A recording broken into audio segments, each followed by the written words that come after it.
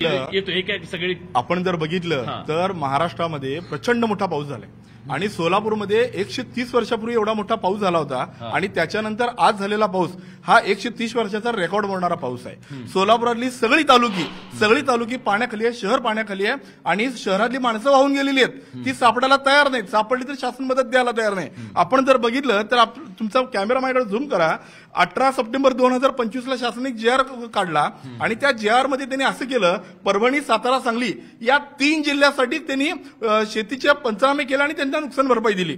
माझा सवाल एवढाच आहे आपल्या चॅनलच्या माध्यमातून, सोलापूरचे आम्ही 2 खासदार विरोधी पक्षाचे निवडून आले म्हणून तुम्ही सत्ताधारी आमच्यावर अन्याय करणार? नंबर 2 ची गोष्ट, विधानसभेच्या निवडणुकीपूर्वी लाडक्या बहिणींना सरसकट पैसे वाटले, काय तुमच्या खिशातले पैसे वाटत होते तसं?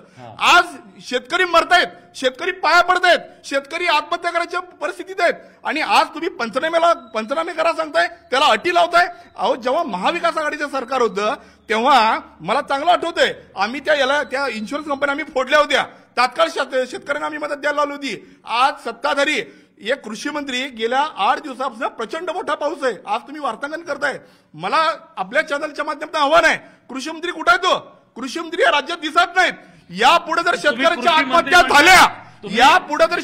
आत्महत्या झाल्या तर त्या कृषी मंत्र्यावरती सदोष मनुष्य वधाचा गुन्हा दाखल झाला पाहिजे। कारण आता कृषी मंत्री म्हणताय मला त्रास सगळ्याला, काही इथले आमदार सुद्धा परदेशात आहेत, मी माहिती काढतो त्या संदर्भात। आमदार तर